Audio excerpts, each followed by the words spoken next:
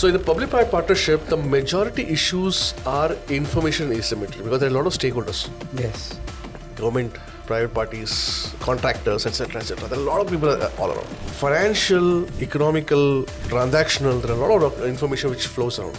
So it is very important to have a structure which cannot be destroyed or it cannot be tampered. I would say the word tampered. And blockchain, which is from the Web3, all this came out. I saw that there is an answer to that question. Because if I make the information on blockchain, I know who owns it, who gave it. It cannot be tampered. And because of this, the whole PPP is more transparent, more reliable. Secondly, it also has a function called smart contract. So by which the whole contract of PPP, I can convert into automation. Hello, this is Ashutosh Upadhyay, and today we are honored to have Dr. Akhil Damodharan in conversation with us. Dr. Damodharan is the Dean of the School of Management at IILM University, and he's also the CEO and co-founder of LTridium. Good morning, sir. Very nice to have you in conversation with us. So in doing research about you and in figuring out what all it is that you do, I see that you don many hats. One of them is that of an academic. One of them is that of an educator. One of them is that of an entrepreneur. Coming from the perspective of AI and seeing a common thread along all of your activities is technology. You're always at the cutting edge. You're always adopting the latest stuff. How do you feel AI plays a role into your entrepreneurship ventures, into your academics, into your university? How do you see AI? How has it changed your perspective on stuff? So I think first of all, thanks for having me. So the point, if I want to really take about AI, is that I think the human evolution of technology has reached to a certain peak, where now a technology has come to our world, which is mimicking the human brain. Okay, so when I say human brain, I think for the audience, it is important to understand what exactly AI is. I'm not going to define it, but just to give a glimpse of exactly what AI is, that will really help them to understand exactly how it's going to help, how it is helping me as an educator or an entrepreneur, etc. AI is not that it has more power than you, or it is having more analytics than you. That's not AI. AI works exactly the way the human brain evolves. So what I'm saying is that you have got a machine which is able to learn from the data set, but then evolve on it, like what human does. For example, human baby just now born. It is going to fall. It's going to learn its environment. It's going to grow. It's going to learn how to walk. It's going to know. It's going to capture what you're saying. Then slowly it analyzes that exactly. Okay, for this particular thing, I have to respond this way. So that learning ability is what makes it AI. Okay, so point is how it is helping me and how it's going to help me. Both. Let me give an answer. First of all, as an educator, I have got a partner now with me, which is a bot, which is able to have all the data set of my question paper, my answer sheets, everything which has been last 10 years have we worked for. And on that, it knows exactly what Akhil Damodharan is. It may not be like a Hollywood movie, it knows exactly like me, but it is similar to me. So student interacts with that bot exactly the way it interacts with Akhil. The reply comes exactly that. You will not even believe that there are times when student gives the attachment of an answer, not multiple choice question, it's a subjective answer.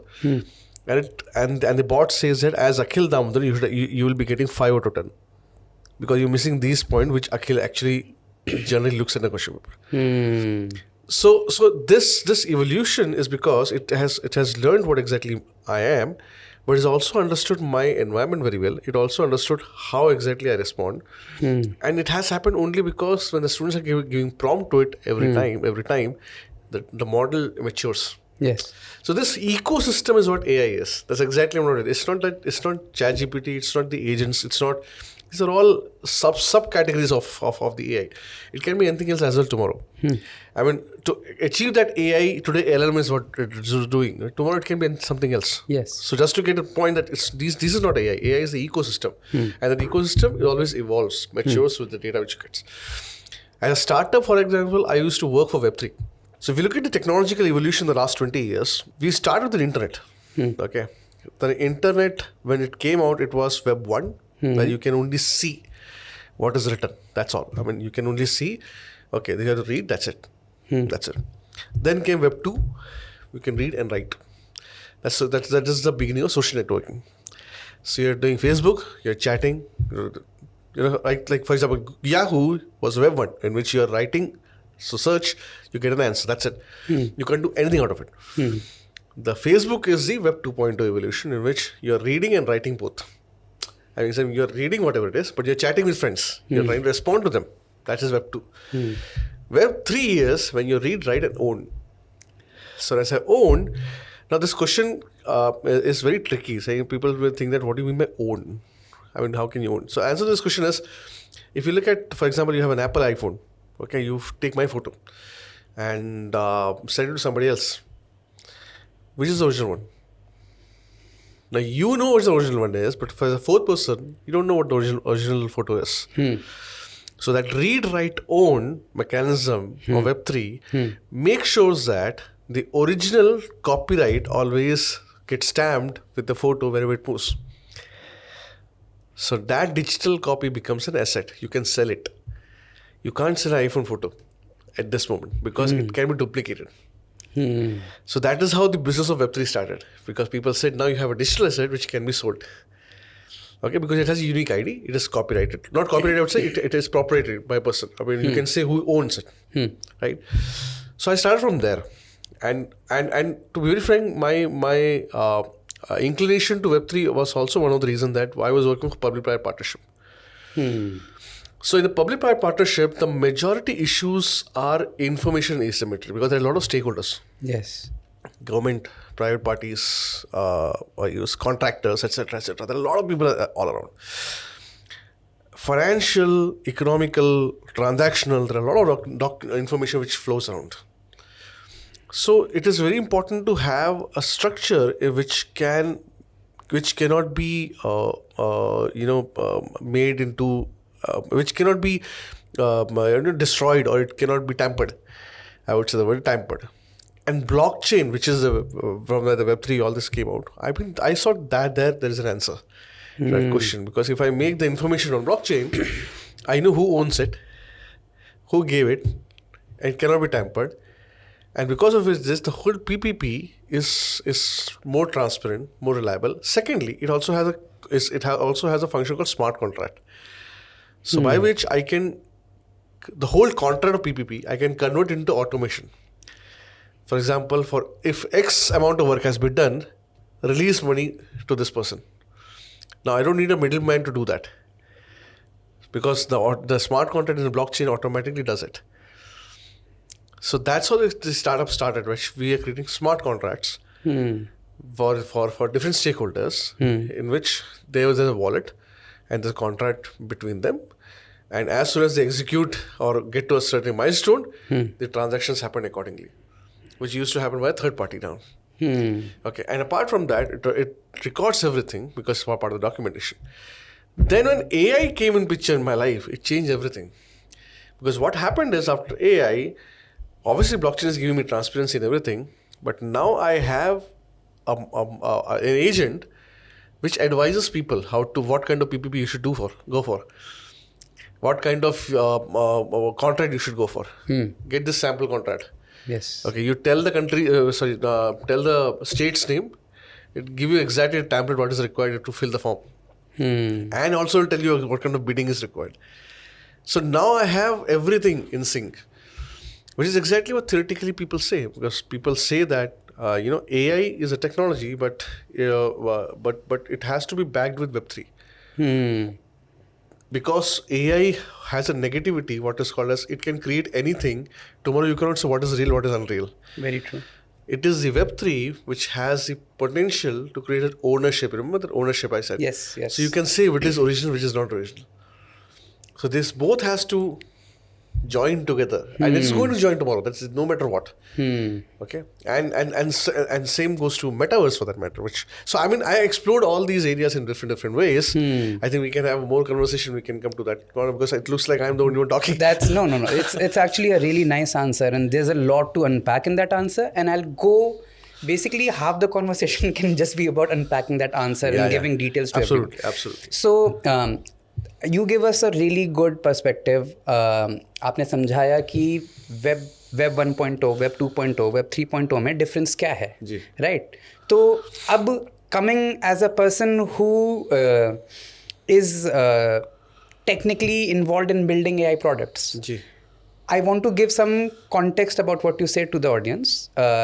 So basically, as you mentioned about ownership and data, there is a reason कि AI इस age में बन पाया because Web 2.0 होने के बाद आप अपना data भी दे सकते थे. It was very easy for you to comment, right? Absolutely. And so what happened was, let's say there was a very esoteric lecture on quantum physics जिसको खाली researchers ही समझ सकते हैं, उसके comments पे भी quantum physics वाले ही comment कर रहे थे, and then that gave access to people as well as these AI companies to very high quality data. Absolutely.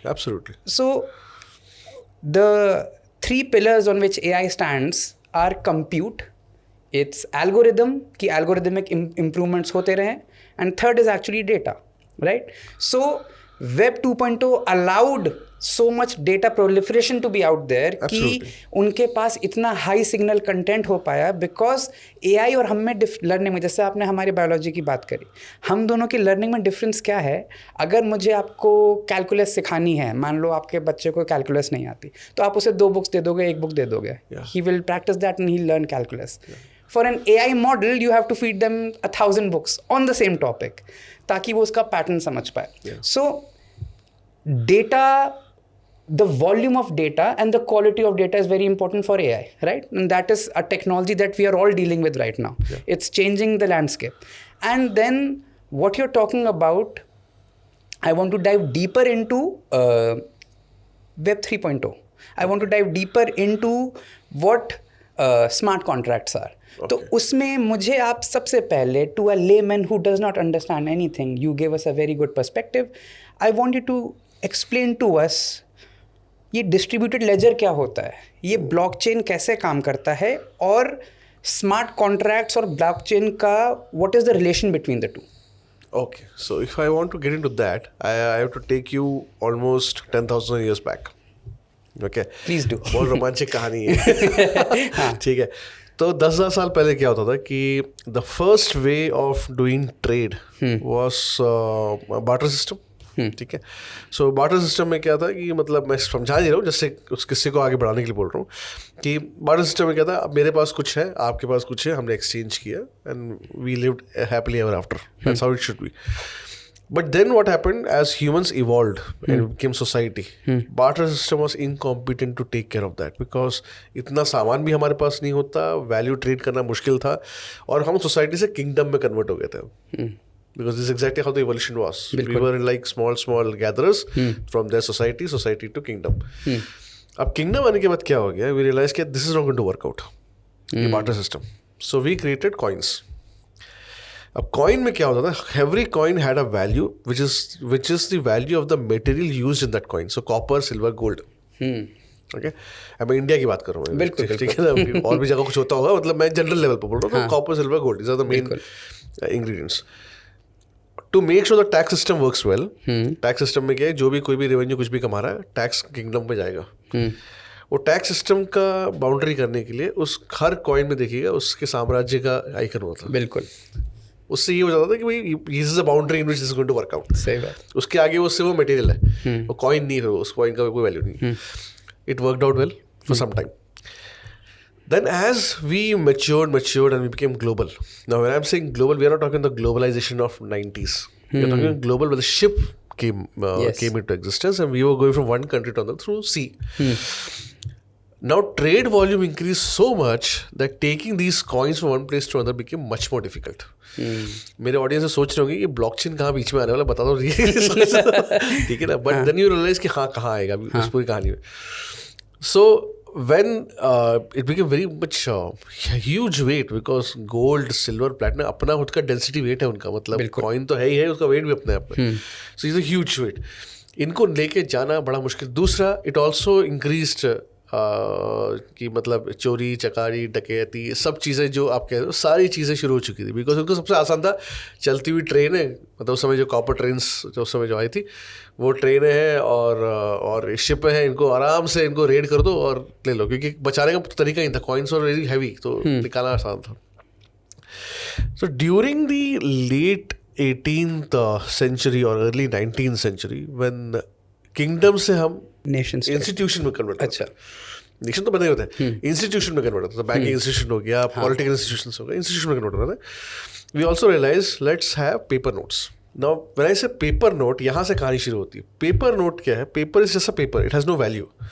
To give that a value, you make a symbol in that is the 10 rupee, let's say 10, and then you are certifying that. अगर आपने RBI governor का उसमें sign देखा होगा, मतलब कि उसमें था कि certify that whoever has this particular paper note has a value of 10 rupee. He can exchange a value of 10 rupee. मैं धारक को 10 रुपए देने का वचन देता हूँ, वचन फिर देता नीचे हूँ, हाँ, वो साइन होते हैं. तो ये एक कि पूरा जो स्टेटमेंट सब कुछ है वो एक तरह का वो पेपर नोट को एक वैलिडेट करता है कि जिसके हाथ में वो उस चीज़ का उतने का एक्सचेंज कर सकता है.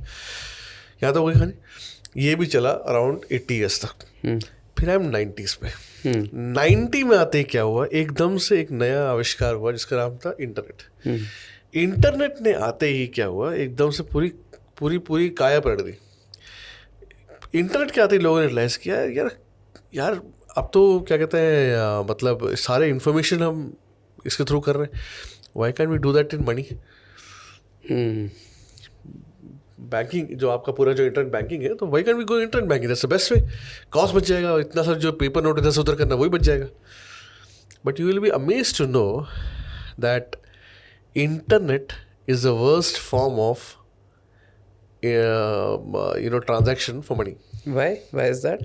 That's the point. सी अब यहाँ से कहानी शुरू होती है. इंटरनेट क्या करता है? What is internet? I think that's the question people should realize. Internet is in a very layman level, very layman level. If I were to talk to, internet is by which two PCs talk to each other. That is the simplest level of what you call internet. आपने दो डब्बों को बात करना सिखा दिया, जैसे आप उसी को आप ईमेल कहते हो आज की डेट में. बिल्कुल. तो वो इंटरनेट है, ठीक है. That's exactly. उसके IEEE वर्ड टेक्निकल डिफरेंट बहुत सारे, मैं उस पर जा नहीं रहा, बट एक जनरल अंडरस्टैंडिंग इंटरनेट, जिसको आप यूरेका मोमेंट कहेंगे इंटरनेट है, two pieces are able to talk to each other. ठीक है. अब क्या हो रहा है, इंटरनेट काम कैसे करता है? इंटरनेट काम ऐसे करता है कि आपके पास एक इन्फॉर्मेशन है. अच्छा, किसी अगर आप मेरे एज की कोई भी होंगे ना, उनको पता होगा कि 90s में जो विंडोज़ आता था उसमें जब कॉपी पेस्ट करते थे तो एक ऐसा बड़ा सा एक पॉपअप बन के आता था, उसमें एक उड़ता हुआ ऐसे करके डॉक्यूमेंट ऐसे गिर रहा है, ऐसे दिखता हुआ. ठीक है. वो बेसिकली वो इंटरनेट को डिफाइन कर रहा है वहाँ पर. क्या होता है कि इंटरनेट में बेसिकली क्या होता है कि आपका डेटा एक जगह से दूसरी जगह कॉपी होता है, ट्रांसफ़र कभी नहीं होता. इसलिए आप जब जीमेल कर रहे हो, कुछ भी कर रहे हो, आपने अभी गौर किया होगा, आपके पास कोई अटैचमेंट है, प्रेजेंटेशन है, आपने किसी को भेजा, आपका अटैचमेंट फिर भी आपके सेक्रेटरी में पड़ा होता है, बिकॉज वो एक्चुअली वो नहीं जाता है, उसकी कॉपी वहाँ जाती है. अब आप मनी पे आ जाओ. मेरे पास मेरी मनी है, मेरे को आपको भेजना है. तो मैं क्या करने वाला उसमें, मैंने जैसे ही सेंड दबाया, उसने मेरी मनी की कॉपी बनाई और आपको भेज दी. एक ही नोट, एक ही नंबर के दो जगह पे. Counterfeiting. Yes. Right? So in this phenomenon is called double spending problem.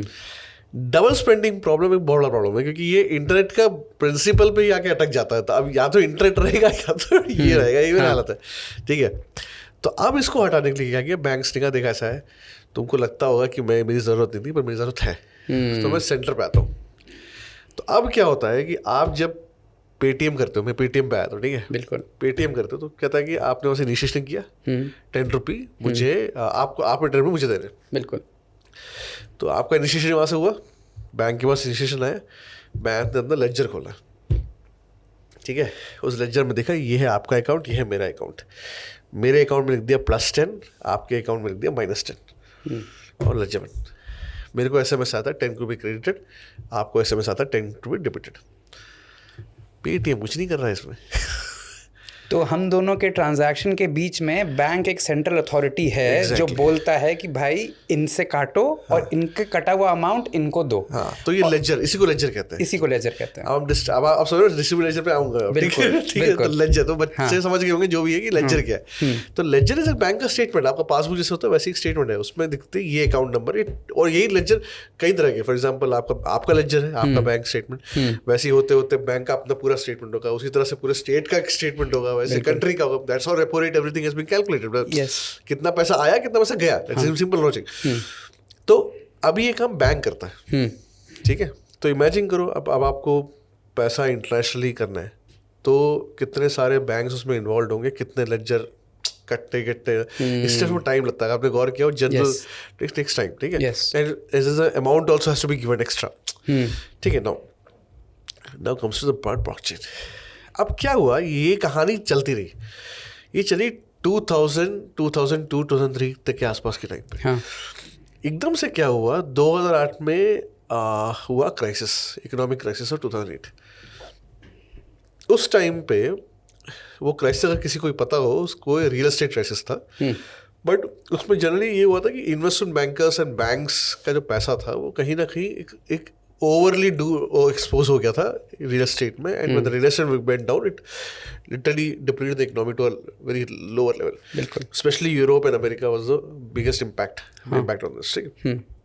इस टाइम पे एक वाइट पेपर रिलीज होता है, अच्छा, सातोशी नाकामोटो के नाम से। किसी को नहीं पता वो बंदा कौन है, अभी तक नहीं पता, अभी तक नहीं पता। There are many people who are claiming it, but nobody knows exactly, ठीक है ना। तो उसमें लिखा हुआ था कि मतलब can we have a decentralized way of working. So अब उस पर क्या है, उसने वही लेजर को डिसेंट्रलाइज कर दिया। Centralized ledger is owned by somebody, so you have a bank owning it, or in a normal system like logistics, if you'd say a company owning it. Yes. So that is called centralized ledger. एक बंदा है जो सब कुछ control कर रहा है। Decentralized is not owned by anyone. It is controlled by community. Okay. Now how does it work? So generally blockchain क्या है? Blockchain एक प्लेटफॉर्म इकोसिस्टम है।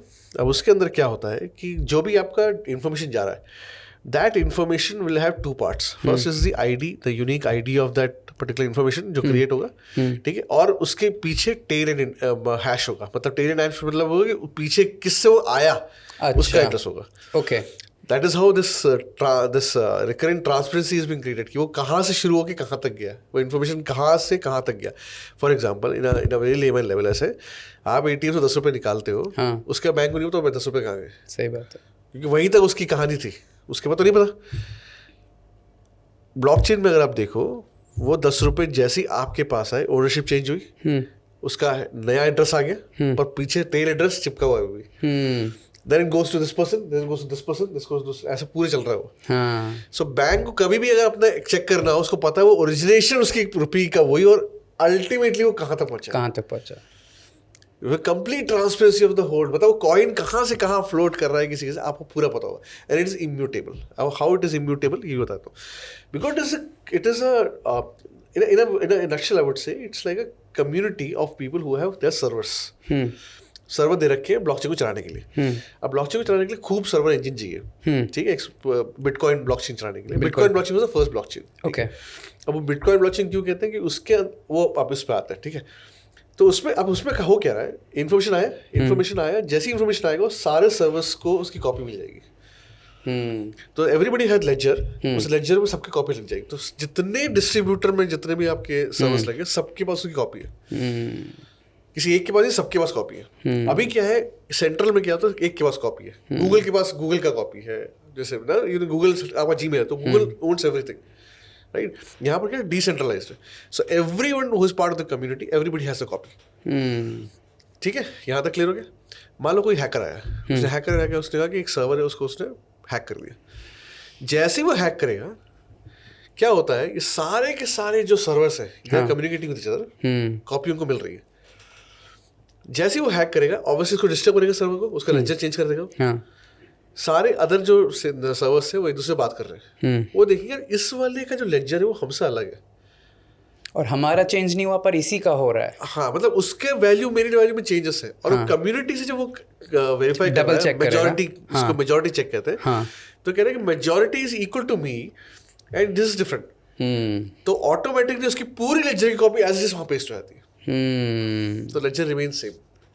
This is what we call immutability, कि आप उसको डिलीट नहीं कर सकते एक बार उसमें कोई चीज चली गई तो इसकी डिस्ट्रीब्यूटेड लेजर होने की ये प्रॉपर्टी तो फिर हमें डिजिटल प्रोडक्ट्स या फिजिकल प्रोडक्ट्स की long term sort of lineage पता करने में हेल्प करता है। तो ऐसे तो मैं सोच सकता हूँ कि मान लीजिए MF हुसैन साहब का कोई आर्ट वर्क है, और फिर उसको उसके लिए ऐसी टाइप की चीज़ों के लिए जिसका बेसिकली आपको पता चलना चाहिए कि अच्छा मेरे से पहले किसके पास था, किसके पास था, ये कहाँ से ओरिजिनेट हुआ, that is something like blockchain बहुत यूजफुल हो सकता है ऐसे डिजिटल और इवन डिजिटल गुड्स के लिए भी और फिजिकल गुड्स के लिए भी। उसी का नाम है NFT, नॉन फंजिबल टोकन, ठीक है।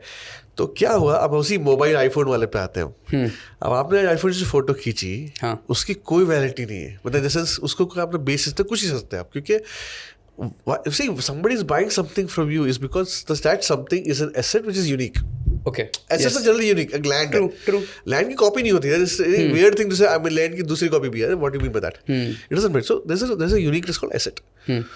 अब क्या हो गया है, अभी आप डिजिटल कॉपी की बात करते हो, गूगल में जो इमेजेस में जाते हो ना आप, they are not assets because they are all मतलब उसकी कई कॉपीज होंगी पूरे इंटरनेट में कहीं ना कहीं चल रही होगी, तो कोई बाय एंड सेल नहीं करेगा। उसी तरह से जैसे मोनालिसा है, मोनालिसा की कॉपी इंटरनेट पड़ी हुई है, ठीक है, आप पेस्ट करके अपने विंडो में डेस्कटॉप बना के चिपका दो उसको, बिल्कुल, उससे ना कुछ उसका काम का नहीं है। व्हाट ब्लॉकचेन डज इज, अभी मैं थोड़ी देर पहले की बात बताऊँ, जब NFT पीक पे था, ब्लॉकचेन डज इज, ब्लॉकचेन क्या करता है, एक डिजिटल फोटो है, उसको ओनरशिप करके उसको स्मार्ट कॉन्ट्रैक्ट से टाई कर देता है। पहले बताता हूँ, कॉन्ट्रैक्ट, आप कॉन्ट्रैक्ट पाइए, contract it is a binding agreement between two people, बिल्कुल, ठीक है, जैसे शादी है, binding agreement between two people, it's a binding agreement, there is no tangible और रियल एग्रीमेंट यू हैव। ऐसा कुछ नहीं कि आपने ऐसा किया तो वहां से कुछ अपने आप होगा, ऐसा कुछ नहीं होने वाला, मतलब but is a binding agreement, is a virtual agreement, कहीं ना कहीं कॉन्ट्रैक्ट में कहीं लिखा हुआ है, बिल्कुल, राइट, तो आप उन्होंने साइन भी कर दिया, यस, आप फंस गए आप, not a lot, but point is की so what I'm trying is कि this contract, ठीक है, बिल्कुल, smart contract is similar to that. Only thing is there is a automation to it.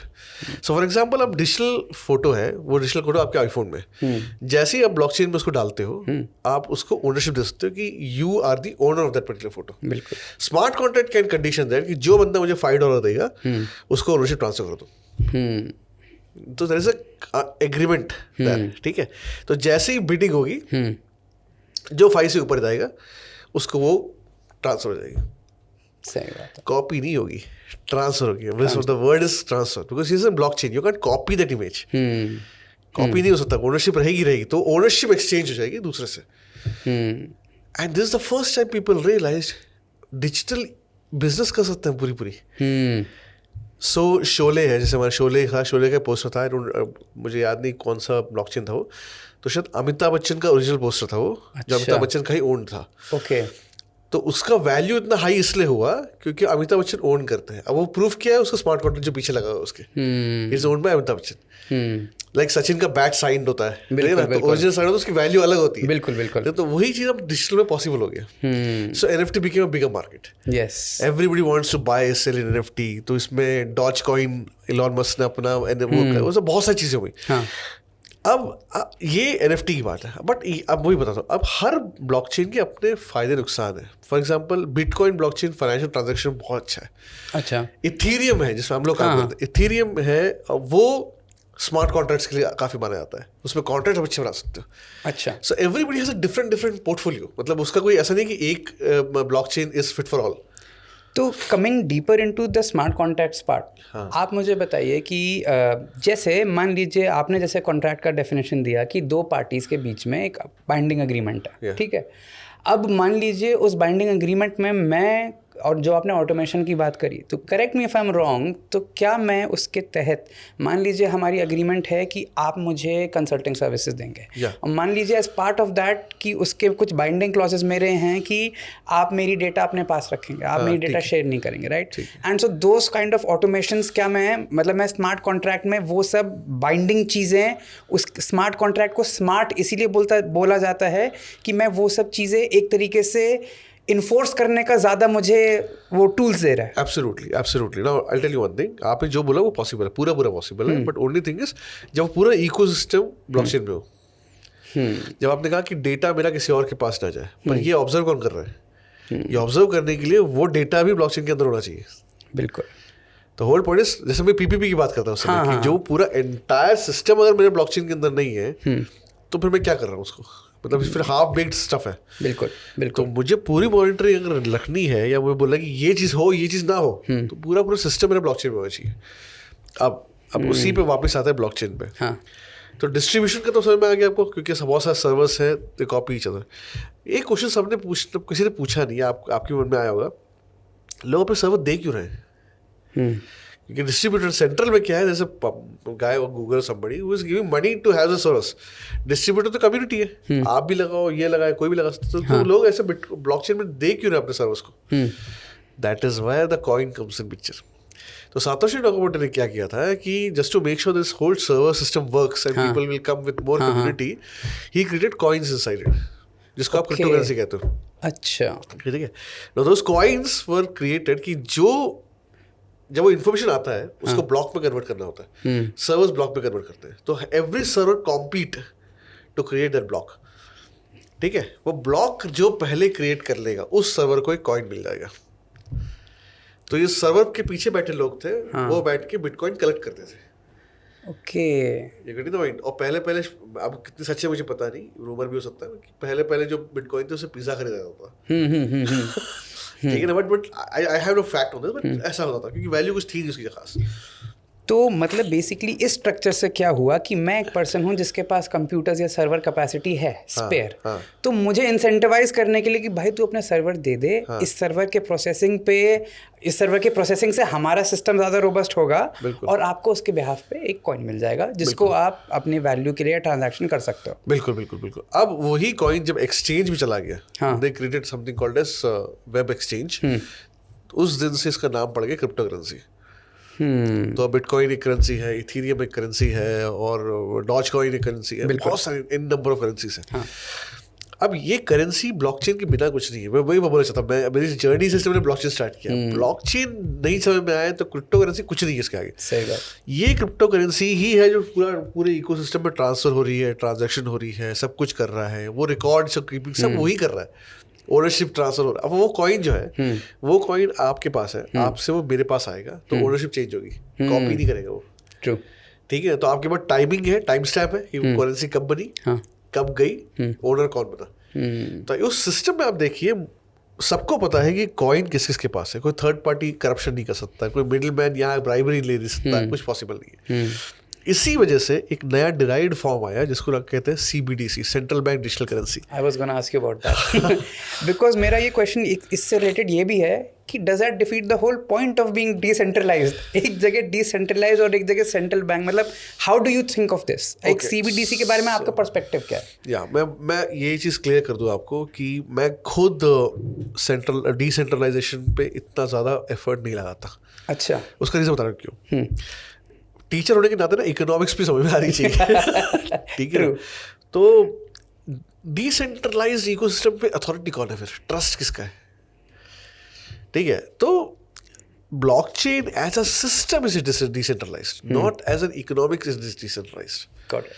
For example, system के अंदर जितने servers हैं वो किसी के ओन हो सकते हैं, वो ठीक है, मैं मान गया आपकी बात। बट जो चैनल है कॉइन्स का, वो अगर किसी से ओन नहीं है, कल को भगवान न करे कुछ गड़बड़ होती है, किसको ब्लेम करोगे तुम?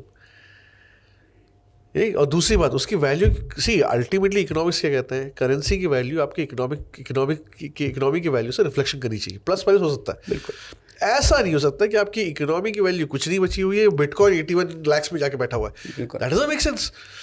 सो इसीलिए CBDC looks like a much better alternative, saying that कि भैया हम using the same blockchain technology, transaction सब कुछ आपका रिकॉर्ड है, सब कुछ हो रहा है, बैंक का काम भी कम हो रहा है क्योंकि बीच में जो खड़े होकर लेक्चर वाला काम था वो सब बंद हो गया है, वो ऑटोमेटिकली वो कर रहा है. It's not completely decentralised in terms of the economics concern, is not decentralized. And the CBDC's value is exactly same value of your currency which you have in your hand.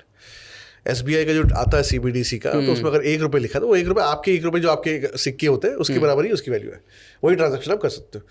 तो फिर मुझे वो डर नहीं है कि मेरा इतना ज़्यादा फ्लक्चुएशन होगा कि आज ₹100 है, हाँ. मेरे कॉइन की वैल्यू कल 10,000 हो गई, फिर ₹2 हो गई. और दूसरी सर कहीं ना कहीं ये भी हमको क्लियर होना चाहिए कि why would a private currency becomes a public currency? Bitcoin is a private currency. Ethereum is a private currency. They are okay. Again, they both are public blockchain. Public blockchain में कोई भी आगे उसमें जोड़ सकता है, प्राइवेट नहीं है. बट जो करेंसी है वो किसी प्राइवेट कंपनी की है, प्राइवेट एंटिटी की है, प्राइवेट इंडिविजुअल ने बनाई है, जो भी बनाई है, ठीक है. तो उसको आप पब्लिक नेशनल करेंसी कैसे बना लोगे? मतलब एक ज़माना था 20 से 21 का जो टाइम था, 2021 में एक ट्रेंड आया था कि मतलब this will be national currency. It can never be a national currency. But because of that, the technology was adopted by many countries, including US, including India, everybody. And we are all experimenting to it, whether to see that how much it can go in a certain way. तो ये चल रहा है. And I am very much okay with that fact. CBDC is a very good thing. ठीक है ना? But I think most of the debate is whether cryptocurrency should be allowed or not. Yes. Because RBI ने काफ़ी strict stance लिया उसके against. Which is very good. I would say it is good. मतलब see, it's like AI. मतलब there are things if they go bad we can't control, so better not to do that. नहीं, because what you said, बहुत सारे automations हम बनाते हैं तो बहुत लोग ऐसे बोलते हैं कि AI सबके जॉब्स ले लेगा. बट उसमें वही ना कि कुछ जॉब्स के लिए ओनरशिप भी चाहिए. अगर AI ने आपका सारा प्रोसेस सब कुछ ऑटोमेट कर दिया है, if something goes wrong, who is responsible for that? Okay. Can I answer this question if sure, you want to? The question is whether AI will take up job or not. I want to answer that as logically as possible. Imagine that every job is taken by AI, which will eventually happen. In the sense, not job, I would say that कि everything you'll see AI. So but मैं mathematics नहीं कह रहा हूँ, जैसे notion ले रहा हूँ. Imagine हॉलीवुड मूवी के सिनेरियो में देखिए, सारी जॉब AI लेगी. आपके घर के स्वीपर से लेके आपका जो चिपसेट बन रहा है, आपको घर में जो मोबाइल फ़ोन है, सब कुछ AI बना रहा है. तो क्या होगा? ह्यूमंस की जॉब चली जाएगी, राइट? ह्यूमंस की जॉब चलेगी. आप इमेजिन ह्यूमन की जॉब चलेगी. अब क्या हो रहा है? See the point. If you last 100 years to understand the whole thing, that अगर ह्यूमंस की सारी जॉब चलेगी तो क्या होगा?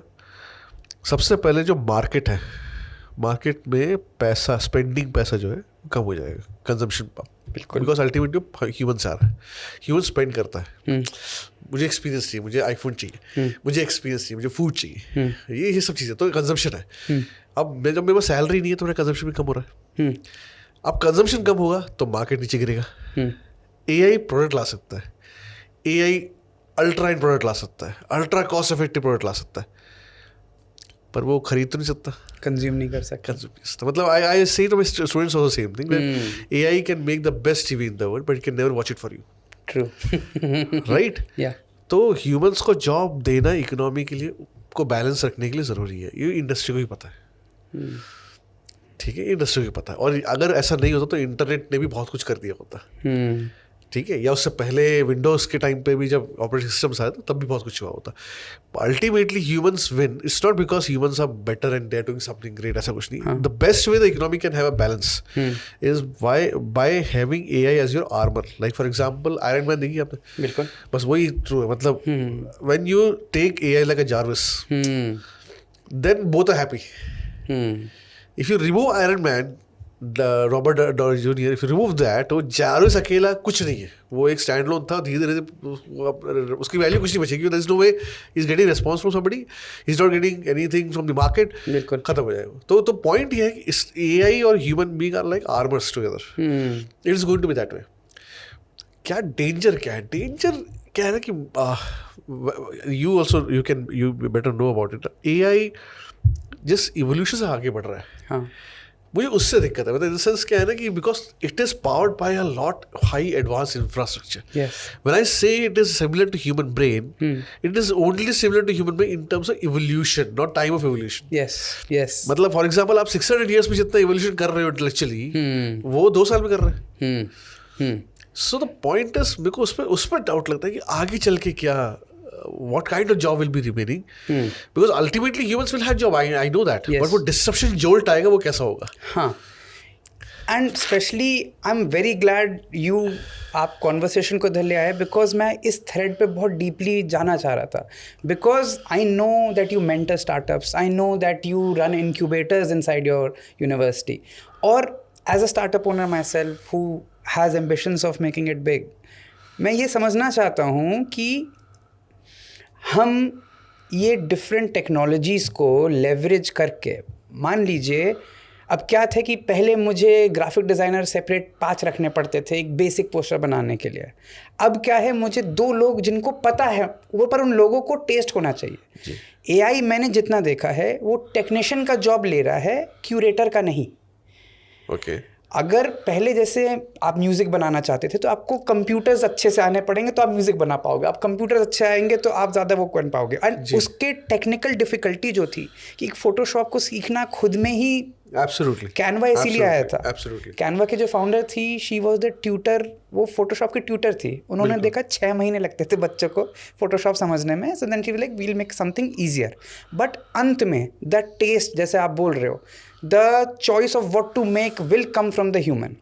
Now in that scenario, और मैं जो स्टार्टअप्स की बात कर रहा था, how do you think कि एक Tier 2 Tier 3 सिटी के एम्बिशियस बच्चे को जो अपनी लाइफ में वैल्यू क्रिएट करना चाहता है, मे बी वो नहीं आना चाहता है Tier 1 सिटी में, मे बी वो चाहता है कि मैं अपने Tier 2 सिटी में बैठ के अपने घर वालों के साथ रह के मैं किसी तरीके से कोई स्टार्टअप कर लूँ, अपना सर्विसेज वो कर लूँ.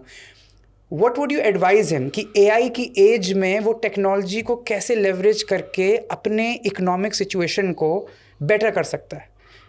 Okay. To answer this question, let me get into the fact what kind of ecosystem will be there in the next 4 years. ठीक है. पहली चीज़ आप थोड़ा सा गौर करके देखिए AI कर क्या रहा है. ठीक है. AI एक लेमैन से लेमैन आदमी को भी अनेबलर बना रहा है अभी. फॉर एग्जाम्पल, अगर आज की डेट में मुझे गौर किया जाए, जब से ChatGPT इमेज आया है, सबसे छोटी बात ले रहा हूँ मैं, बहुत सारे मार्केटिंग डिपार्टमेंट्स का काम खत्म हो गया है, क्योंकि वो काम करने के लिए मार्केटिंग डिपार्टमेंट की जरूरत बहुत कम हो गई. मतलब anybody just have a prompt and you can get a good brochure completely done. Yes. Photoshop कैमरे से बात बिल्कुल ठीक है. It is making me more enabler. For example, if I have a startup, I don't need more partners anymore. Very true. For fairly good amount of thing, except finances, I really don't need most of the partners. I mean, मेरा web search का काम भी कर लेगा, marketing analytics का काम भी कर लेगा, मार्केटिंग का भी काम कर लेगा, ब्रांडिंग भी मैं कर लेगा, वो सब मैं अकेला कर सकता हूँ, मुझे किसी की जरूरत नहीं है. And that's how this is evolving. So look it from that angle. I also feel, secondly, मैं आपको एग्जाम्पल बताया. Example will give you very good this one. ठीक है. अभी recently I was sitting in a product presentation. तो एक AI की company थी, छोटी सी AI की कंपनी थी. ठीक है. तो उसने क्या किया, उसने बोला कि सर, हम है ना एक वो है, क्या कहते हैं, AI की कंपनी है, तो हम क्या कर रहे हैं, हम लॉ का बॉट बनाते हैं. बिकॉज लॉ का बॉट मतलब आप एक इंसिडेंट लिखिए, वो इंसिडेंट को देखेगा और बोलेगा ये इंसिडेंट से कौन सा लॉ मैच करता है, और केस रेफरेंस निकाल लेगा कि पिछले 100 साल में कौन से केस में ये सेम सिमिलर इंसिडेंट्स हुए हैं और लॉ कैसे कैसे उसको जजमेंट दे चुका है. मतलब वो रेफरेंस लाइब्रेरी से मीनिंग निकाल के दे रहा है. ठीक है. I would say the eureka moment in my life was that मैं और मेरा दोस्त बैठा हुआ था और हम लोग ChatGPT का जो GPT बनाने का जो बॉट था खुला हुआ था हमारा. And we were just writing whatever he was saying कि मेरा ये काम हो सकता है, ये काम हो सकता है. And by the time we completed, we said create. It did exactly the same thing what the product was. So it also comes down to the point that nobody will have something called unique. AI सबको अलग बना रहा है, कोई देख नहीं रहा है. ठीक है ना. See, when Web 2 came out, it's not that everybody was able to make Facebook. Yes. Everybody was able to make Twitter. Yes. That is not the game. You need to have huge infrastructure and that whole social networking सब बनाने का वो होना चाहिए.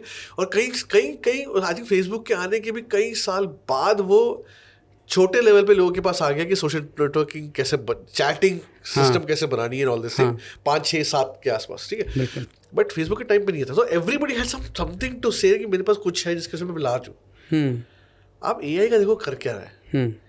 AI जो भी strength दे रहा है वो स्ट्रेंथ डायरेक्टली कंज्यूमर के हाथ में पट से पकड़ के दे रहा है. फॉर एग्जाम्पल अभी आप मुझे बोल रहे थे वो जो एजेंट्स बनाने का उसके लिए फीवर अपवर्क में काम चल रहा है. कंपटीशन बढ़ क्यों रहा है? बिकॉज बहुत लोग बना सकते हैं. बिल्कुल.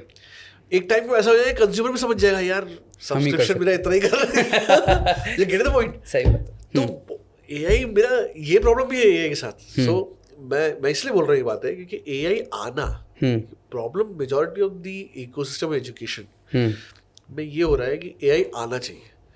हाँ. एआई को समझना आना चाहिए, एआई को लर्न करना है. जबकि एआई आपको खुद इतना मतलब बहुत लेवल लेवल पे सब कुछ करके दे रहा है. मतलब आप लर्न एक्चुअली कुछ नहीं कर रहे हो. आपको प्लेटफॉर्म का एक्सेस होना चाहिए and the rest is automatic. आप हिंदी में भी आज सच बताओ, आपको दिल से पता है, मैं हिंदी फॉन्ट में भी अगर उसका जीपीटी के अंदर लिख दूँ कि मुझे ये चाहिए तो भी वो एजेंट बता देगा. बिल्कुल बता देता है. तो फिर क्या लर्न कर रहा हूँ? You get the point what I'm trying to say.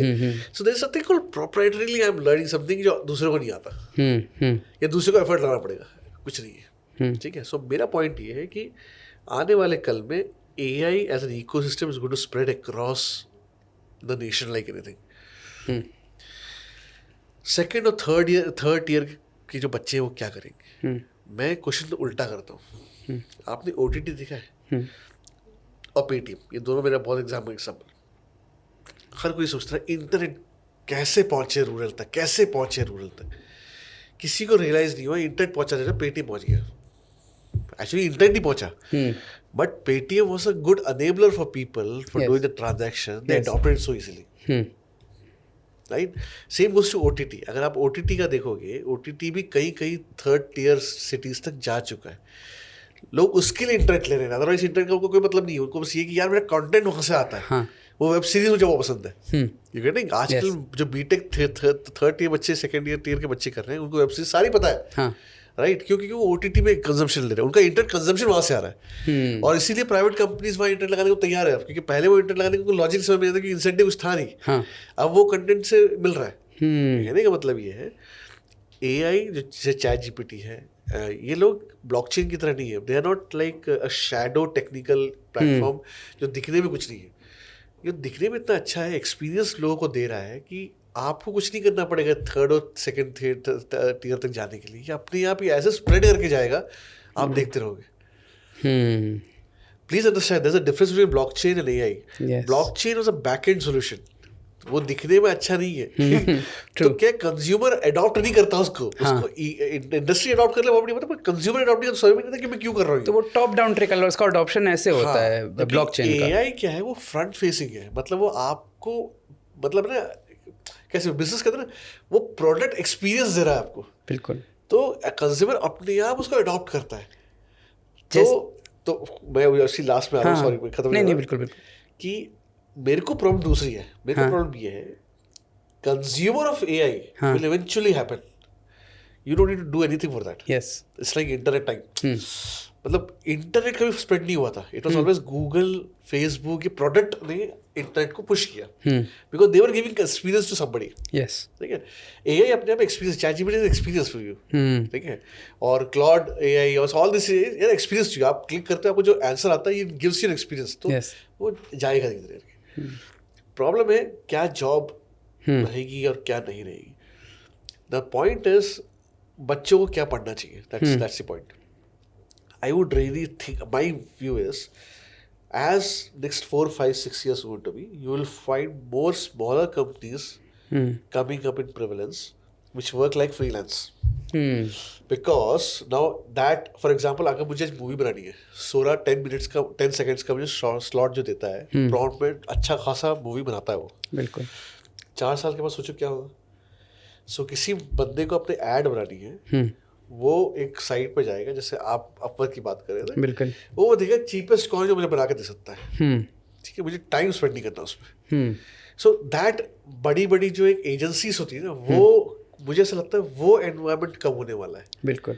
When you have one big stuff who has everything, वो धीरे धीरे कम हो जाएगा. And you will find every place, even a village. मतलब मैं बोल रहा हूँ ये चीज़ सबके सामने, मैं कैसे बोल रहा हूँ, you will surprise tomorrow to know एक village में सबसे ज़्यादा freelance का work हो रहा होगा compared to what an urban is.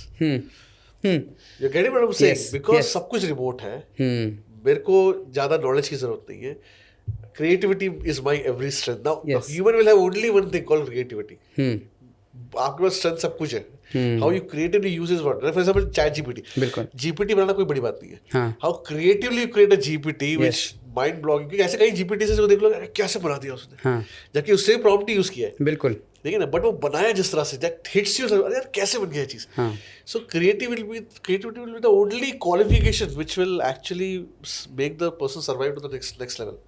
That's actually a great point. और फिर ऐसे केस में अगर मैं, जैसे यूजली स्ट्रक्चर रहता था, because capital is concentrated in tier 1 cities, तो फिर टीयर 1 सिटीज़ के लोग जो अपना आपको बहुत समझते हैं कि हम ऐसे जनरल सोल्यूशन बना देंगे which is one size fits all, and they don't understand the needs of a tier 2 और अ टीयर 3 सिटी का जो कल्चर है, जो सोशियो पॉलिटिकल कॉन्टेक्स्ट है. तो ऐसे केस में आप जो पॉइंट बोल रहे हो वो और भी ज़्यादा रेलेवेंट है, क्योंकि जो आदमी अपने लोकल उसका एक हाइपर लोकल सोल्यूशन को या प्रॉब्लम को समझता है, वो एक जनरल पर्पस टेक्नोलॉजी को यूज़ करके ज़्यादा बेटर सोल्यूशन बना सकता है. एब्सोल्युटली. इसीलिए इन माय यूनिवर्सिटी आल्सो हाँ. स्टूडेंट को कोर्स नहीं दे रहे हैं कि what is AI, what is generative AI and all those things. We are providing ecosystem to directly. वो बॉट से बात करते हैं, बॉट क्रिएट कर रहे हैं. अभी जैसे हमारे टेस्ट होते हैं, उसमें कई टेस्ट ऐसे जिसमें बच्चों को ये दे रहे हैं कि create an agent which does X logic लगाओ, क्रिएटिविटी लगाओ. The reason is you know कई कंप्लेंट्स आ रहे हैं एजुकेशन सिस्टम में कि भैया कि हम असाइनमेंट देते हैं, बच्चे चैट जीपीटी कर लेते हैं. वही मेरा क्वेश्चन उल्टा है. मेरा क्वेश्चन ये है कि हो सकता है आपके असाइनमेंट का मोड चेंज करने का टाइम आ गया. अगर मैं स्ट्रैटेजी पढ़ाता हूँ और मैं कहता हूँ कि मेरे यूनिवर्सिटी के बाहर जो चाय की दुकान है वो अगर एक दिन का 100 रुपये कमा रहा है, ठीक है, उसको तुम 1000 रुपये करके कन्वर्ट करो.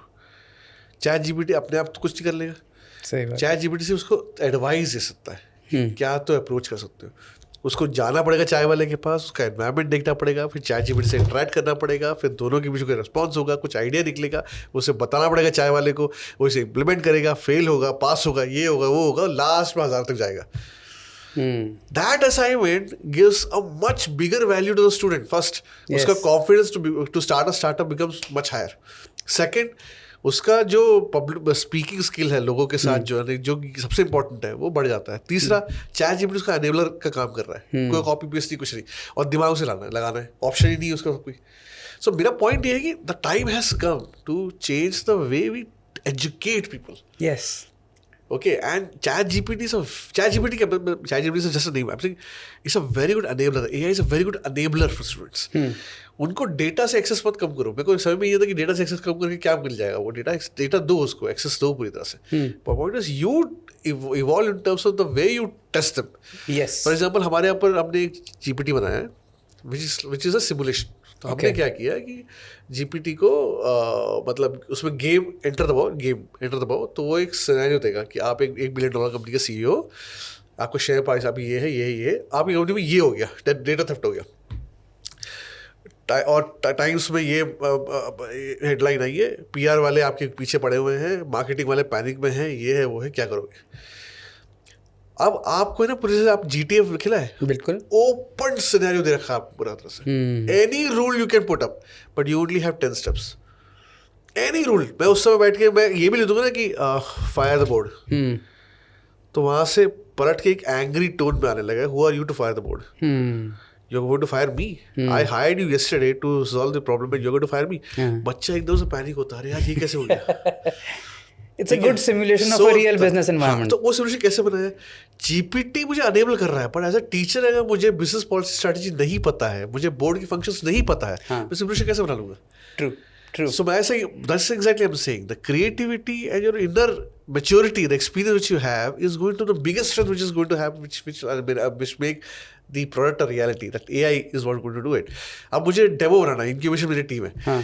आज से 3 साल पहले एक प्रोटोटाइप बनाने के लिए मैं थर्ड पार्टी कंपनीज को वो उसका नाम भी भूल गया, एक प्लेटफॉर्म आता है हाँ. जिसमें ना ऐसे लोगो डाल के आप ना पूरा एक प्रोटोटाइप बना सकते हो. अच्छा. ऐसे आज के तो कुछ करना ही नहीं यार. जीपीटी खोलो, आपने प्रॉम्प्ट डालो, मेरा ये था प्रोटोटाइप तैयार. So how much that level we have jumped. Yes. तो मेरे क्लास में बच्चों को मैं यही सिखा रहा हूँ, क्योंकि अगर मैं नहीं सिखाऊंगा तो कोई और सिखा देगा. अगर मैं ये नहीं करूँगा तो कोई और कर देगा. I can't wait for that. True. ठीक है ना. तो I want people to learn AI. I want people to have AI as an armour. And I always tell my students, and I always tell to myself also, the only way to success is always find problems around you and try to solve it. AI can be one method, blockchain can be one method, or something else can be one method. So then if you have that lens, then AI, everything becomes an enabler for you. क्या मेरे को ये problem solve करनी है.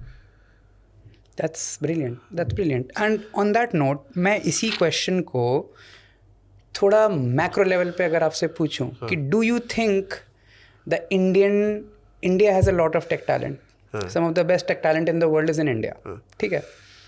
Do you think we need to be making these technologies locally as well? जैसे DeepSeek China का हो रहा है, जैसे वो हो रहा है. Do you think कि the tech part of India, should we be making these technologies for a hyper-local context, for a वैसे वो करके कि जो basic technology हम leverage कर रहे हैं, वो तो applied AI हम छोटे level के players को सबको बोल रहे हैं. But क्या India as a whole, do you think it would be better positioned in the global landscape अगर इंडिया के पास अपने बहुत ही अच्छे मॉडल्स हैं बड़े स्केल के जो वो सब कर पाए?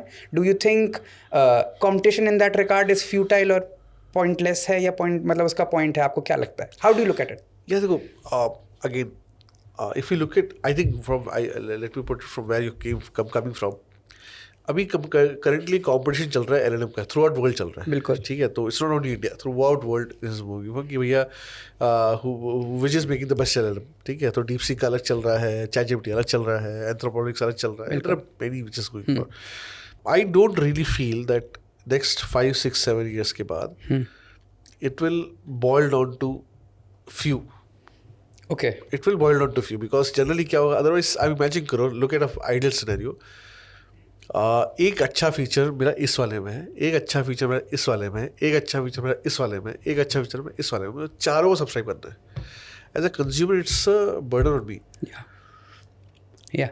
राइट. तो obviously there will be fan following for some, but ultimately ऐसे 7, 8, 9 LLMs की जगह वो धीरे कन्वर्ज होकर 3, 4 ग्लोबल प्लेयर्स रहेगा. और ये इवेंचुअली ऐसे ही रहा है. फॉर एग्जांपल विंडोज के टाइम पे भी there were lot of operating system which were coming up. Ultimately window Mac पे आके अटक गया वो. बिल्कुल. राइट. और कंज्यूमर के लिए वो ठीक भी रहता है. मतलब you can not have 8 or 9 which have everything as a unique property and I need all the 8 then I will be bankrupting myself buying everything. So it is not going to be that way. So ultimately there will be chance कि वो 2 to 3, 4 पे आके हो जाएगा. Now whether India should have an LLM, nothing wrong with that. I'm not nothing wrong with that. But I also want to say something that, you know, what remains constant, you should also look at that. What remains constant is AI will keep evolving. It can have many different permutations, combinations in the coming time. Yeah. Nobody knows.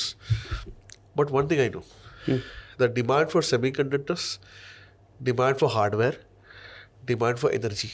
AI needs a lot of energy. Blockchain also needs a lot of energy. All this is energy will remain constant and much higher. So इस पे focus नहीं हटना चाहिए. And I'm also talking in terms of education institution. I'm talking in terms of other institutions. मतलब ये हटना नहीं चाहिए. AI is an ecosystem which has all that head or tail. तो आप ये भी देखो कि ये head or tail क्या है. राइट. फॉर एग्जाम्पल NVIDIA है. ठीक है. NVIDIA का चिपसेट आता है. अब ऐसी कंपनी को आप अगले दिन नहीं रिप्लेस कर सकते. बिल्कुल. जबकि एक सॉफ्टवेयर कंपनी का कोई भरोसा नहीं होता. मतलब you can have some replication anywhere else because it's a code nothing else you are working for. तो अब आप 100 साल का रिकॉर्ड देखो ना. Generally it's the hardware companies और the fuel giving companies which are more constant. Like Intel है, चल रहा है. So why? Because there is something which is not easy to create. Like in business policy study we say replication is also a very important part you should look at. आपने बहुत बड़ी चीज़ बनाई पर अगले दिन replicate हो सकती है तो आप business नहीं बना सकते उससे. हाँ. Right? So generally ये जो front end वाला code वाला part होता है all these things, it's not something very unique. Yeah.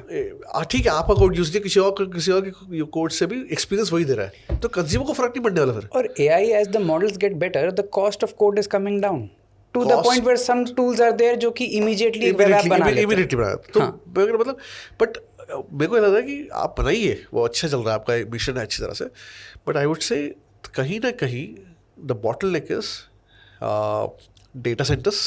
Yes. Semiconductors which is chipset मतलब semiconductor chipset and energy. ये 3 bottleneck ऐसे हैं जो इसकी डिमांड बहुत होने वाली है आगे टच चल के क्योंकि AI आएगा. हाउ इट्स लाइक मतलब AI आएगा सबको पता है AI का टेल तो यही है AI का आर्म तो यही है मतलब अल्टीमेटली इसी भी चल रहा है सब कुछ. तो जिसके पास ये स्ट्रेंथ होगी ना आई थिंक उसका बहुत ज़्यादा वैल्यू होगा. तो again the point तो मुझे लगता है even when I say in terms of educating people tier 1 tier 2 की बात करते हैं मुझे लगता है the older school ना that is electronics mechanical you know इनको भूलना नहीं है because ultimately these are not replicable. Yes. Codes are and what kind of code you're talking about यार 2022 से लेके 25 में इतने परम्यूटेशन कॉम्बिनेशन इतने फास्टली हुए हैं यू कैंट इवन प्रेडिक्ट कि अगले 4 साल बाद कौन सा कोर्स है जो चल पाएगा.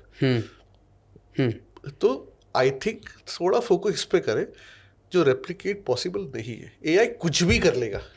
स्टील का ऑल्टरनेटिव ला सकता ना यार आयरन का ऑल्टरनेटिव ला सकता हो गोल्ड का ऑल्टरनेटिव ला सकता हो you getting those things are still remain the same. Even in the field of AI, I would say energy still remains the constant. AI कुछ भी कर ले, energy चाहिए उसको, तो energy companies are going to be there no matter what, and their demands are going to be much more higher than you can think of. Yes. Same way, infrastructure के बिना भी तो कुछ नहीं है. अभी Elon Musk, if you look at it, उसके majority comments अगर आप देखोगे तो वो अपने Grok जो उसका उसमें वो infrastructure की बात करता है. मैंने यहाँ पर infrastructure बनाया है, इसका वो बनाया है, अब Grok के लिए ये हो जाएगा, वो हो जाएगा. He's not talking about the coding part of it anyway. बिल्कुल. तो मुझे ऐसा लगता है वहाँ पर एक बहुत बड़ा एरिया है which as a youngsters I tell all the students who are coming here 4-5-6 साल में that area is going to be much blown. मतलब एकदम आएगा एकदम सामने आ जाएगा और आप कहोगे यार ये तो सोचा ही नहीं. हाँ. तो आप उस पर भी सोचें. मैं वो कह रहा हूँ keep a balance of that. LLM पे आप वॉच रखें. आप बना रहे हैं अच्छी बात है. आप अपने से बहुत बच्चे में सोच रहे हैं आजकल LLM की कॉम्पिटिशन बन रहा है. बनाए बहुत अच्छी बात है बट कहीं ना कहीं इस पे काम कीजिए बिकॉज इस पे जितनी कम डिपेंडेंसी हम बाकी कंट्री में रखते हैं वो बेटर है वो हमारे लिए बेटर आगे चल के होगा ही होगा. बिल्कुल. अदरवाइज आप ये बताओ अपना खुद का LLM आपने बना लिया बस सर्वर आपका सिंगापुर में है या किसी और कंपनी का है तो क्या प्राइवेसी है. ट्रू. तो कहीं ना कहीं ये दोनों बैलेंस बहुत ज़रूरी है और ये I think most of the develop countries दोनों पे फोकस कर रहे हैं. ऐसा नहीं कि नहीं है. बिल्कुल. और शायद वो इसलिए फोकस है क्योंकि पहले से का फोकस था. जैसे NVIDIA आज नहीं आई है इस बिफोर इंटेल आज नहीं आई है पहले से आई है. तो कहीं ना कहीं हमें भी उस पर थोड़ा सा फोकस एज अ कॉम्पिटेंस करना चाहिए. और वो एजुकेशन इंस्टीट्यूशन के लिए भी उतनी इंपॉर्टेंट है बाकी इंस्टीट्यूशन के लिए भी उतनी इंपॉर्टेंट है कि कोलैबोरेशन इज द की. इसमें you are the perfect person to ask this question to क्योंकि these are industries that require a lot of capital to get into and ऐसी इंडस्ट्रीज में पब्लिक प्राइवेट पार्टनरशिप होना where you have एक private industry की efficiency और एक public उसका social good या एक ओवरऑल पर्सपेक्टिव देखने का और उनके पास the deep pockets that a public वो कैन अफोर्ड राइट. तो how do you see first of all I would want you to आप क्लियरली एक बार बताइए कि PPP होता क्या है एक आइडियल केस में कैसे काम करना चाहिए. और दूसरा फिर मान लीजिए अगर मैं इंडिया में एक सेमीकंडक्टर मैन्युफैक्चरिंग का कुछ वो खोलना चाह रहा हूँ. आई have a bunch of talented semiconductor के वो मेरे पास एक्सपर्ट्स हैं जो इंडिया के ही होम ग्रोन लोग हैं. तो how can something like a PPP give us opportunities और आप इसको कैसे देखते हो एक आइडियल केस में हमारे देश को बेटर बना सकता है. सो PPP basically is which is called public private partnership. तो इसमें जनरली क्या होता है you have an asset which is generally owned by government and a partnership happens with private party for either skill or finance or something, or it can be a number of other things. मतलब private party आगे उस चीज़ को, उस asset पे काम करती है, project को डेवलप करती है. ना प्रोजेक्ट को डेवलप करने के लिए या तो वो अपना स्किल लेके आती है, जिसको पता होता है कैसे बनाना है, all this. Government may not know, it depends. For example formula 1 track है मान लो, जैसे मान लो, या रेलवे का कोई मशीन लाना है, लोकोमोटिव लाना है, तो लोकोमोटिव गवर्नमेंट क्यों एफर्ट स्पेंड करे बनाने में, डिजाइन करने में, all this things. So they can give it to a private party and they can, private party can come and do that on their asset. इसमें क्या होता है, ओनरशिप की कहानी होती है पूरी. मतलब एक प्राइवेटाइजेशन जब हम कहते हैं, मतलब ये तो उस पर्टिकुलर एसेट को प्राइवेटाइज कर दिया गया है, मतलब किसी प्राइवेट एंटिटी उसको एक्वायर कर लिया है, दैट्स कॉल्ड प्राइवेटाइजेशन. पीपीपी में क्या होता है कि जनरली प्राइवेट पार्टी किसी एक्सटर्नल एसेट्स पे काम करती है, तो उसमें क्या होता है, they generally acquire that asset and then they work on it. ठीक है, this is the privatisation model. ठीक है. पीपीपी में क्या होता है, ओनरशिप उनकी नहीं होती है. Now why it is important, आप इमेजिन करो रेलवे. सो जनरली एक Indian railway is national asset. So अगर उसको प्रोजेक्ट करना है तो you generally avoid having a private ownership to it. ऐसा नहीं कि बाकी कंट्री नहीं करती, कई कंट्री करती भी है, but generally is a national asset. Airport है, जितने पीपीपी मेजॉरिटी नए एयरपोर्ट सारे पीपीपी एयरपोर्ट्स हैं. तो पीपीपी एयरपोर्ट्स में ओनरशिप नहीं होती. ओनरशिप इन द सेंस जो लैंड है वो गवर्नमेंट का ही होता है, जिसमें सब कुछ चल रहा है. उसकी वजह पूरी बिल्डिंग बन रही है, सब कुछ बन रहा है, वो एक लीज पीरियड के लिए दिया जाता है कि भैया तुम 30-40 साल के लिए चलाओ, इसमें तुमने जितना इन्वेस्टमेंट किया है उसका सर्टेन मार्कअप लेके उतना आप रेवेन्यू ले सकते हो. तो revenue either come from the rent which is taken from that, or from the flight, that is parking charges etc., or from consumer in different way or the other. तो revenue mechanism है by which you can take it. तो वो एक lease period तक मिलता है, वो lease period के बाद वो हैंड ओवर आता है गवर्नमेंट को. ठीक है. अब PPP can be any mode. For example कुछ पीपीपी 1 साल के होते हैं, वो पीपीपी होते भी नहीं, वो सर्विस कॉन्ट्रैक्ट्स होते हैं. मतलब कि रोड बनाना है, रोड में मतलब छोटा रोड है उसको बनाना है, तो 1 साल के दे दिया. टोल हो गया वो 6-7 साल के लिए हो गया. कई बार रेलवेज का हो गया वो 7-8 साल का होता है. अब उसमें एयरपोर्ट्स होते हैं. अब एयरपोर्ट्स में क्या होता है, बिकॉज इंफ्रास्ट्रक्चर बनाना अपने आप में बहुत बड़ा टाइम लगता है, उसको रिकवर करना अलग टाइम है, बहुत सब कुछ. और there are lot of climatic condition which changes. Contract जब बना और बाय द वे एयरपोर्ट बना, कंडीशन चेंज हो सकती है. मतलब even the government, everything can change. A lot of things happen.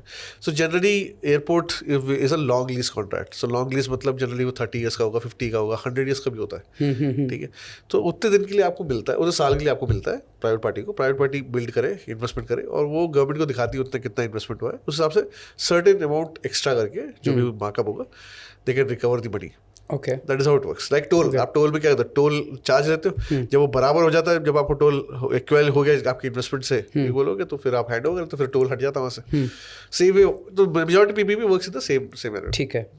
तो अब ये जैसे पीपी का स्ट्रक्चर आपने समझा दिया, पीपीपी का, तो अब क्या वो इस टाइप के जो ग्रैंड चैलेंजेस हैं या ग्रैंड अपॉर्चुनिटीज़ हैं, like in semiconductor manufacturing, because that is something जिसका डिमांड बढ़ेगी ही, समथिंग लाइक बैटरीज ऑल्सो, हाँ, ईवी की बैटरीज या वैसी भी बैटरीज.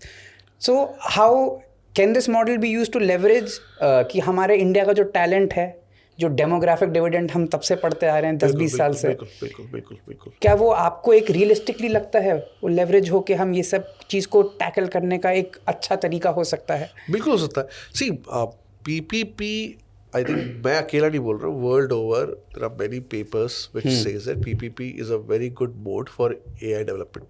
अच्छा, ठीक है. Now why people say that, because for example like you said tier 2 tier 3 development करना है, PPP is a very good mode जिससे रिस्क अच्छा शेयर हो जाता है. किसी एक पे रिस्क नहीं रहता. दूसरा, गवर्नमेंट के इंसेंटिव्स भी होते हैं उसमें, तो जो एक ये कह दो कहीं ना कहीं कॉस्ट में भी एक ऑप्टिमाइजेशन आ जाता है उस वजह से.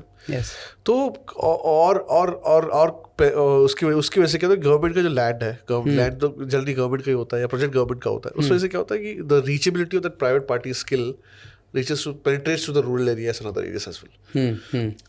तो PPP is the best mode, क्योंकि अगर आप अकेले कर दो प्राइवेट पार्टी को, उनको तो इंसेंटिव चाहिए, उनको रेवेन्यू अपना लाना है, अदरवाइज तो कर नहीं पाएंगे वो. तो उनको लैंड भी एक्वायर करना पड़ेगा. तो जनरली उस केस में क्या होता है, because PPP is a very good mode, government takes certain amount of risk, certain amount of risk goes to private party, they both are very very happy. 5-6 साल का लीज होगा, जितना का भी लीज होगा, बिल्कुल, एक्सपेक्टेशन मैट हो जाती है दोनों की, बस उसके बाद out. Hmm. That's the best way to. उसमें again because of the ownership structure remains divided, ये लॉन्ग टर्म में फायदा होता है. लॉन्ग टर्म में कि ऐसा नहीं होता कि कोई private party is having a control of bigger asset like AI. Yeah. That becomes वो अभी जो चल रहा है सब चैट जीपीटी का ना, कि मतलब डेटा कहाँ जाएगा इन ऑल दिस थिंग्स. तो ये PPP is a very good mode in which the ownership still remains with the government. So now that we are talking about PPP or it being able to solve those challenges, I want to circle back to your startup. Okay. And how, because इस process में आपको क्या inefficiency दिखी या समझ में आई जो आपको लगा कि ठीक है, अब मैं इनएफिशिएंसीज को या इन ट्रांसपेरेंसी इश्यूज को मैं अगर स्मार्ट कॉन्ट्रैक्ट्स बीच में ले आया, ब्लॉकचेन बीच में ले आया, that would help them. And how did you get an idea कि this is a good solution for this problem? Okay, so again, if I say कि these are shortcomings of PPP, no, it's not a shortcoming of PPP. Okay. This is the way the PPPs are. See, PPP is a contract between two people, the government and the private. Generally, these are two, ठीक है, and public also in certain way, ठीक है. So, but अब उस contract को चलाने के कई तरीके हैं. तो there are multiple stakeholders who come in between, legal, lawyers, contractors, etcetera, bankers. Everybody will be in picture. And documentation एक स्पेशल पर्पस व्हीकल बन जाएगा, एक स्पेशल कंपनी बन जाएगी, इंडिपेंडेंट हो जाएगा. ये बहुत सारी चीज़ें उसमें चलता है. Because of the very nature the way PPP is, it is not as simple in terms of execution. Yes. It's not as simple. अच्छा. But where we come in picture, हमारा इंटेंशन ये नहीं है कि जो बड़ी कंपनियां हैं, जो बड़ी PPPs हैं, उनको फ़ायदा मिले. वो तो फ़ायदा उनको मिल ही रहा है. मतलब उनको I mean they are doing very well because investments आता है. बिल्कुल. बट अगर मैं ब्लॉकचेन लाता हूँ या Web3 लाता हूँ, ट्रांसपेरेंसी आता है, डॉक्यूमेंटेशन इम्यूटेबल हो जाता है, स्मार्ट कॉन्ट्रैक्ट आ जाता है, तो कहीं ना कहीं रूरल PPP जो है उसको बहुत फ़ायदा मिलता है, क्योंकि मैं कॉस्ट कहीं ना कहीं बहुत कम कर देता हूँ. अच्छा. Because of the less involvement required by different stakeholders. उनका भी तो मैसेज आ रहा है. ठीक है. दूसरी चीज़, स्मार्ट कॉन्ट्रैक्ट आने से क्या है, छोटे छोटे जो कॉन्ट्रैक्ट्स हैं PPP के, वो ऑटोमेट हो सकते हैं पूरी तरह से. उससे दो फायदे हैं. Because it is very remote location जहाँ ये हो रहा है. बिकॉज ऑफ ब्लॉकचेन और Web3 for that matter, the information become transparent. People can monitor very well कि वहाँ एक्चुअली में हो क्या रहा है. Because in case में क्या, मतलब the amount of money which has gone, amount which is spent, उसका पूरा नेट, पूरा लेजर आपके सामने ट्रांसपेरेंट होता है. You know exactly क्या हुआ. That's one thing. But that's only one part story.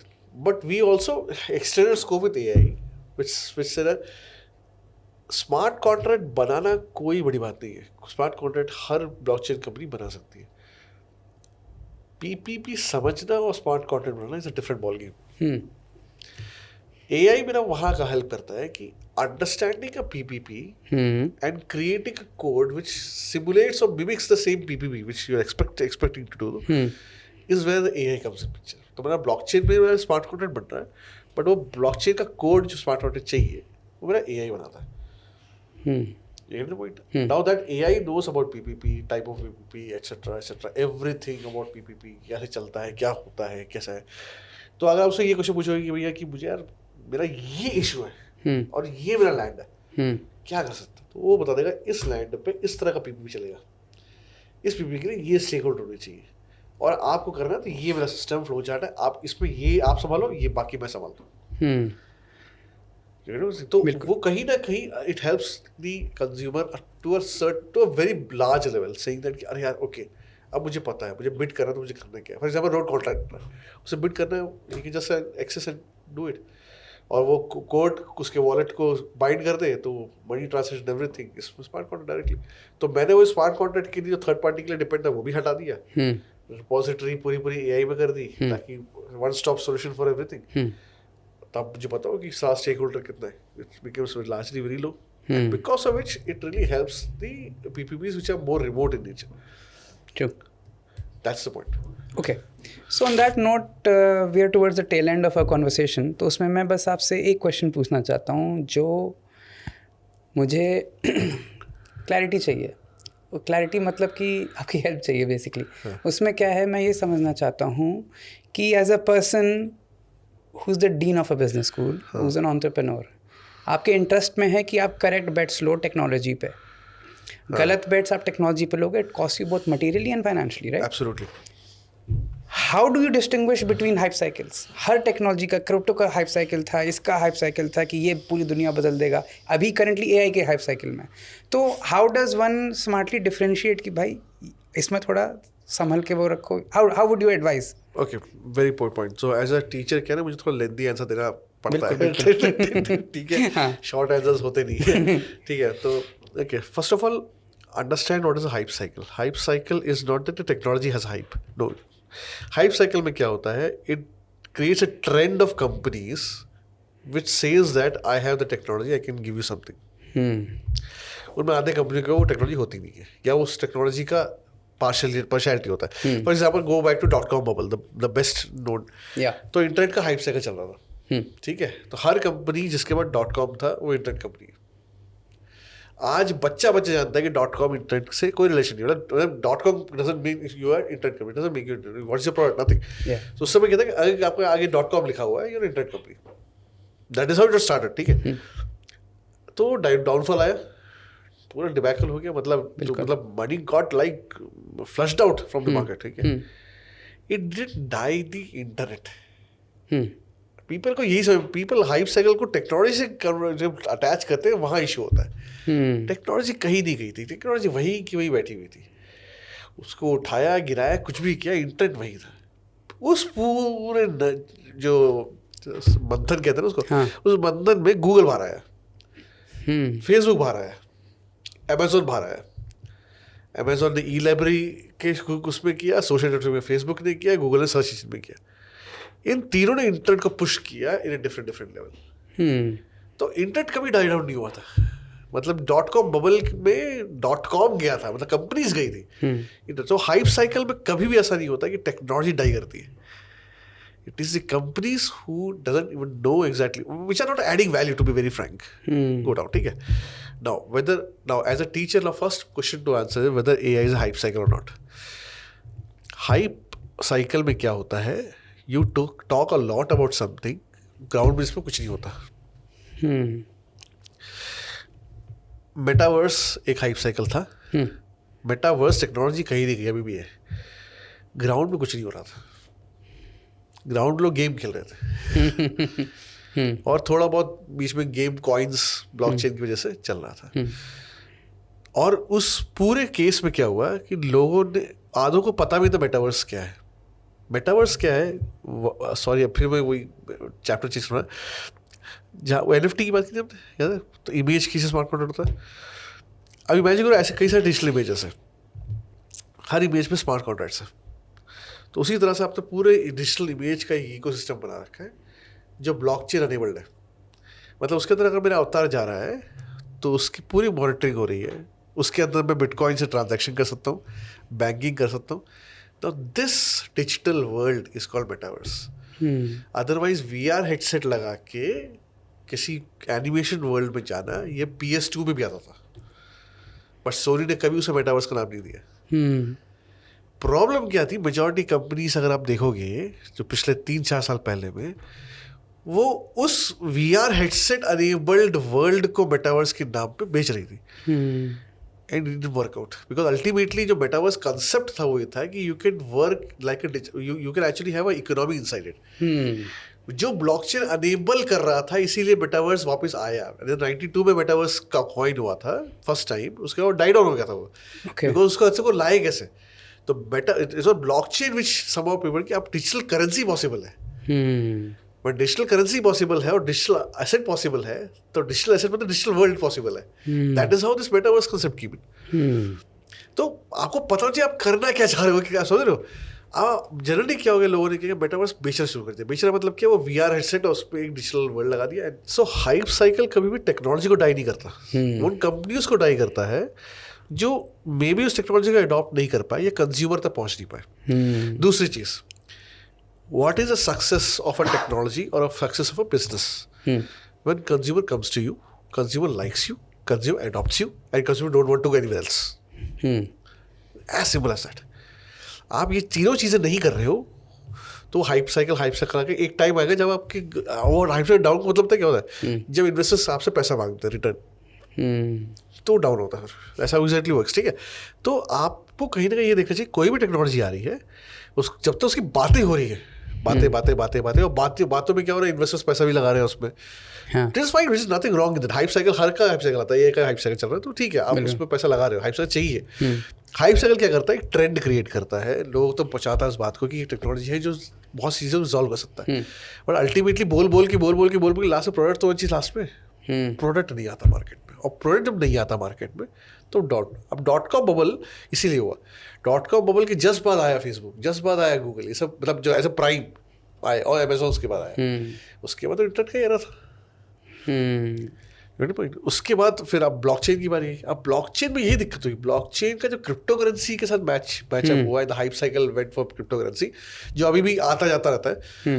Problem वही है, वो जब तक बिजनेस से रिटर्न नहीं लेगा, जब तक कंज्यूमर को ब्लॉकचेन नहीं चाहिए, तब तो कोई फायदा नहीं है। तो अभी वो बैकएंड में है, इंडस्ट्री ब्लॉकचेन अडॉप्ट कर रही है, कंज्यूमर के लेवल पे ब्लॉकचेन कुछ नहीं कर रहा है, क्योंकि कंज्यूमर को समझ में नहीं आता ब्लॉकचेन है नहीं, तो मेरे में क्या फर्क पड़ रहा है। बिल्कुल। Now the last point which I should bet. Why I'm betting for AI? The first time in the history, सुबह उठ के बच्चा ChatGPT कर रहा है, गूगल नहीं कर रहा। मेरा कंज्यूमर इफेक्ट हो रहा है। हाइप साइकिल में नहीं होता ऐसा। ट्रू। ये कहने पर सही, तो ये आपकी बात मान सकता हूँ, ChatGPT या कुछ कल कुछ और ऑल्टरनेटिव आ जाए, वो मेरे को मैटर नहीं करता। इकोसिस्टम कहीं नहीं जाने वाला, इकोसिस्टम का टेस्ट रख चुका है, ठीक है, अभी इसमें इवॉल्व होगा। दूसरी चीज़, ये पहला इकोसिस्टम था, इससे पहले जितने वेव चल रहे थे मेटावर्स के, किसी में भी इंडस्ट्री एडॉप्शन इतना फास्ट देखा नहीं है। ChatGPT के आने के बाद अगर आप देखो 22 से लेके 25 के बीच में एडॉप्शन ऐसे हो रहा है, इंक्लूडिंग यू, मतलब exactly. When adoption is easy and returns are visible, yes, then who is saying it's a hype cycle anymore? Now who remains a top, who doesn't remain the top, who remains a top 2 player, 5 player, 6 player, that God knows. I don't want to get into that, किस में जाएगा, but it will end up as that. Lastly, मैं वही कहना चाहता हूँ, मेरे बच्चों को मेरे यूनिवर्सिटी में I am making sure that student learns how to work on AI, solve problems in AI, adopt it, create agents, because आप गौर करो कोडिंग मिनिमम से मिनिमम होती जा रही है। बिल्कुल। So one thing is for sure that आने वाले टाइम पे इंडस्ट्री एक MBA के बच्चे या BBA के बच्चे से एक्सपेक्ट करेगी, अगर वो सेल कर रहा है तो उसे प्रोडक्ट ट्रबल शूटिंग भी आती हो, because ultimately largely is going to work on prompts. Yes, ठीक है, और उसको प्रोडक्ट का बारे में बताओ। यू कांट सी दैट कि I am not a technical guy, you are a technical guy, वो एरा जा चुका है, ब्लर हो गया है, खत्म हो चुका है। तो क्या मुझे अपने आप को बेस्ट पोजीशन करने के लिए is it better for me to be a generalist in this era of AI or a specialist? No.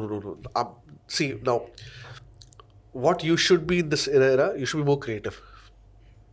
For example, there might be a chance an era will come in 4 or 5 years. You can create a movie with all the animations required. Sora is really giving you that glimpse. Yeah. But you need to have a Rajamouli story to create a Bahubali. Bahubali is not known for graphics. Yes. It's the emotion which the story had, or RRR for that matter. It had all the actions, but the point is the kind of emotion, the thrill it gives to the audience, वो story से आता है, वो story से emotion से आता है। वो emotion आपको capture करने के लिए अब वो स्टूडियो की जगह सोरा आपको ऑप्शन दे रहा है, बाकी चीजें ऑप्शन दे रहे हैं।